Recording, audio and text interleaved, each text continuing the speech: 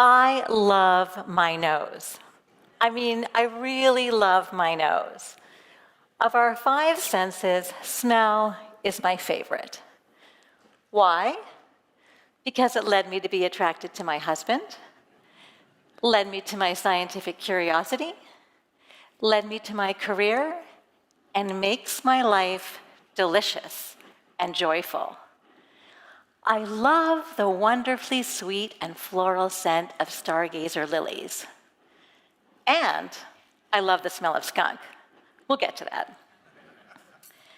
I'll be telling you how smell quietly shapes your life, because I want you to know how to make the most sense of it. Incidentally, you're a great smelling group. I think somebody over on the left is wearing Chanel No. 5.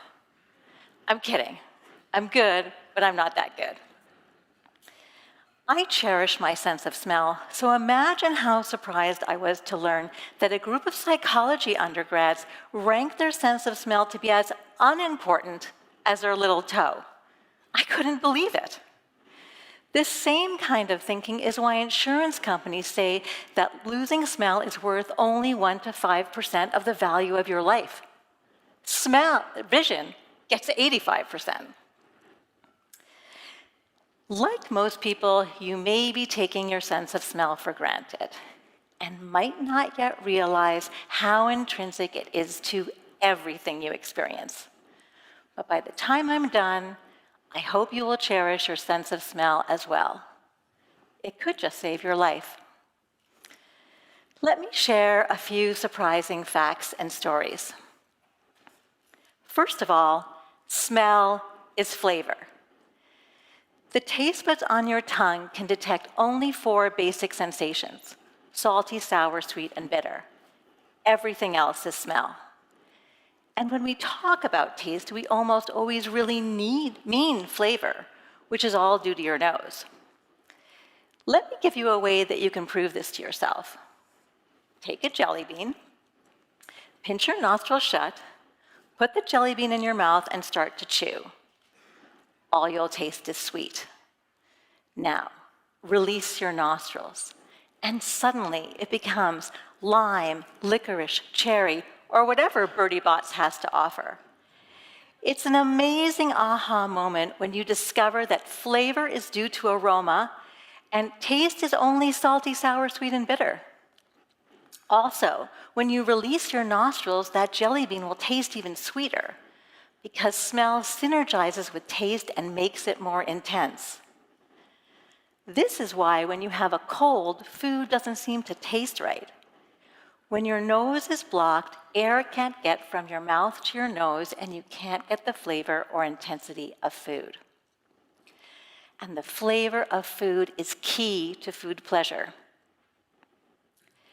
In a legal case, I testified for Stan, who was totally despondent after he lost his sense of smell in a car accident and realized that he could never experience the joy of a char-grilled steak or bacon or pecan pie ever again.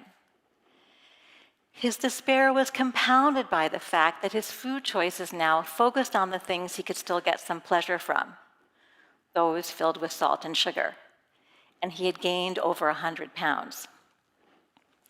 Stan is depressed, and like many people who lose their sense of smell, his emotional state is getting worse with time. People who are blinded by an accident are initially much more traumatized by their loss of vision than people who lose smell in an accident. But after a year, blind people are typically faring better than people who've lost their ability to smell, who instead have become increasingly depressed. Our sense of smell is fundamentally tied to our quality of life. Smell is also connected to your appetite. Obese people are often less sensitive to smells than people who are thin, and losing weight can rekindle a person's sense of smell. Let me tell you about Derek. Derek had bariatric surgery and lost 75 pounds in a year. At the same time, he noticed that his sense of smell had gotten much more acute. The surgery reset the connections between Derek's brain and stomach so that it could respond better to appetite signals and increased his sense of smell.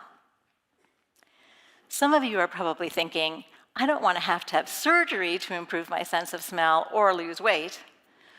Well, I have some good news for you. You can use diet aromatherapy to do both. To help curb unwanted cravings with 0 added calories, you can sniff some oranges when you're craving brownies, and this may entice you to eat a low-calorie fruit snack instead, or remind you of healthier eating intentions. Alternatively, you can sniff a favorite non-food scent, like suntan lotion, to distract you, or remind you of something completely different, like your favorite summer beach spot. So you can use smell to do all kinds of things to distract you. And smell, in addition to giving you the flavor of life, also gives you the emotion of life. Our sense of smell is the only sense directly hardwired to the emotional center of your brain. None of our other senses are. And my research has shown that smells evoke our most emotional memories. This is because of the uniquely intimate connection between smell processing and the amygdala, which activates emotion and emotional memories. In evolutionary terms, the amygdala and related structures arose from brain tissue that was originally dedicated to perceiving chemicals, that is, smells.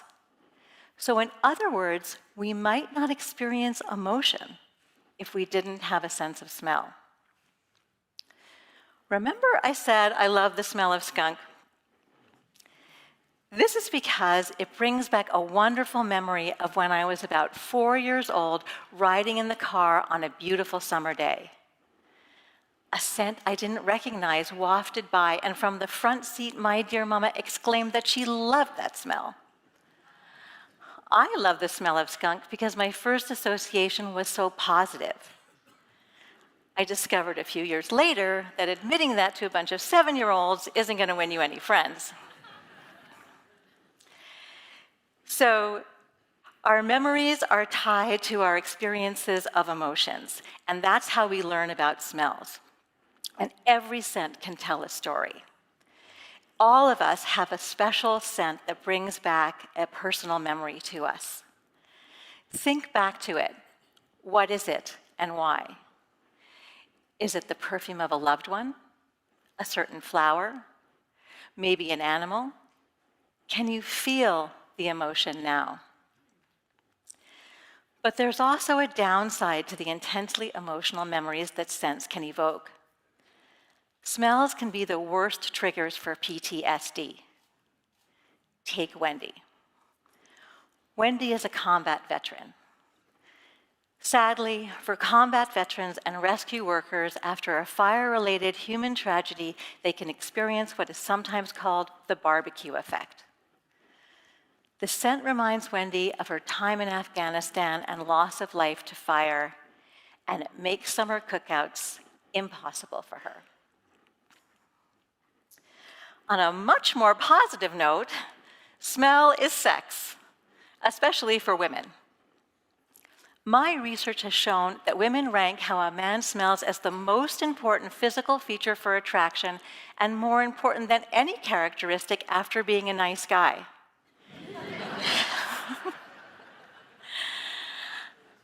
I've had women tell me that they knew they were going to marry their husband the minute they first smelled him.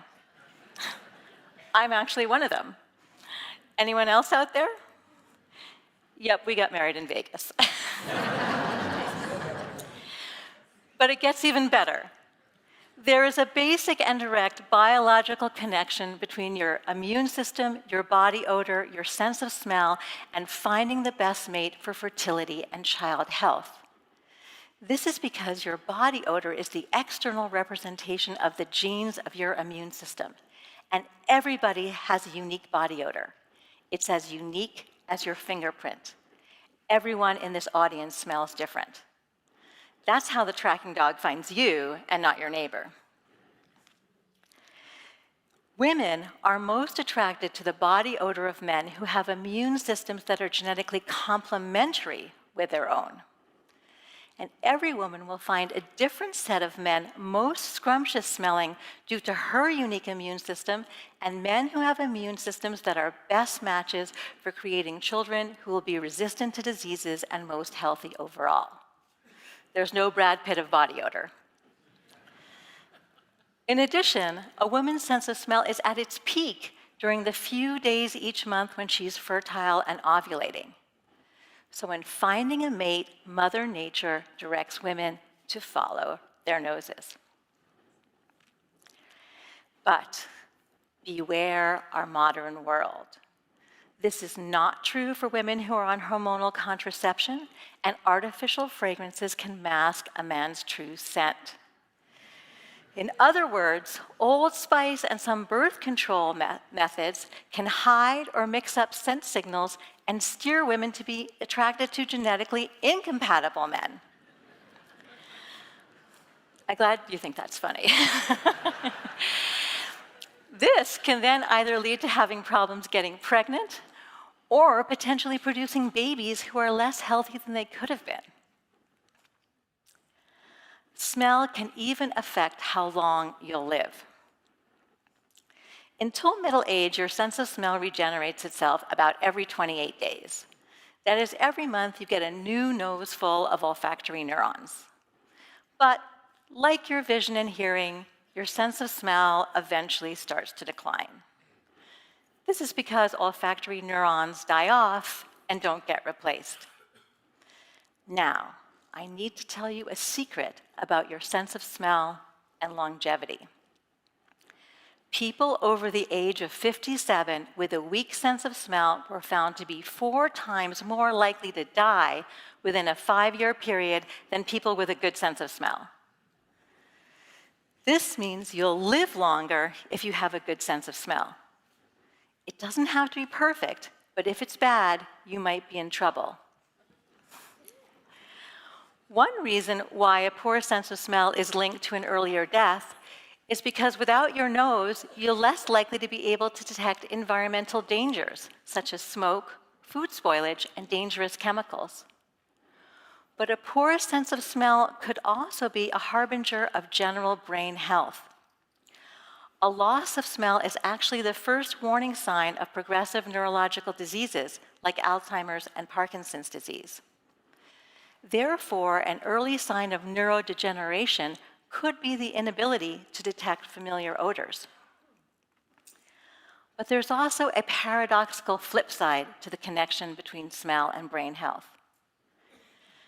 I spoke with Larry, whose 75-year-old dad lives alone and was acting more and more peculiar.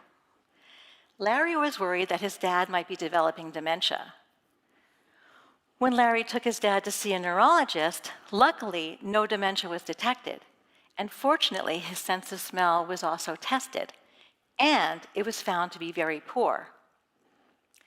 It turned out that the reason why Larry's dad was acting like he had dementia was because he wasn't eating properly, since he didn't have any aromatic cues to remind himself to make a good meal instead of just eating crackers. Larry's dad was malnourished. Thankfully, after this was discovered, he started eating better and acting like his old self again. How can you tell if you have a weak sense of smell? Sniff some peanut butter or other familiar foods without looking at what they are and see if you can identify them. Can we fix someone's poor sense of smell? Unfortunately, up to now, there hasn't been enough medical interest to create the equivalent of a hearing aid for your nose, though theoretically there are ways it could be done. For now, if you have a very weak sense of smell, you'll just have to create an environment to help keep yourself healthy. For example, make sure to use auditory alarms. Avoid spoiled food by paying extra attention to how it looks. If something tastes very bitter, spit it out. Eat nutritiously and don't miss meals. If you have a good sense of smell, you want to protect it. Avoid being in very polluted places if you can, or breathing in toxins that damage olfactory neurons. This even includes everyday items like some cleaning products, hairdressing, and nail salon chemicals. If you work with these chemicals, consider wearing a mask. If you're a smoker, quit smoking. No matter your age, you can do things to improve your smellability and increase your awareness of the amazing scent-filled world around you. First, exercise your nose. When you actively sniff, all scents become more intense. Active sniffing has even been found to restore lost olfactory neurons. Second, look around you when you smell something and discover what it's connected to. The more you know about scents, the better you can smell them. This is what happened to me when I started doing research on odors in graduate school and learned what each one was. So instead of photographing your food before you eat it, smell it. Please. Third, use aromas to enrich your life. One easy way is to create special scent memories for yourself and with your friends, family, and loved ones. For example, take a new fragrance on a special trip, and then when you really want to remember that trip, sniff. A scent is worth 1,000 pictures. Whatever you do, take the time to smell and stop and smell the roses or the skunks. And please, be smarter than those undergrads and love your nose more than your little toe.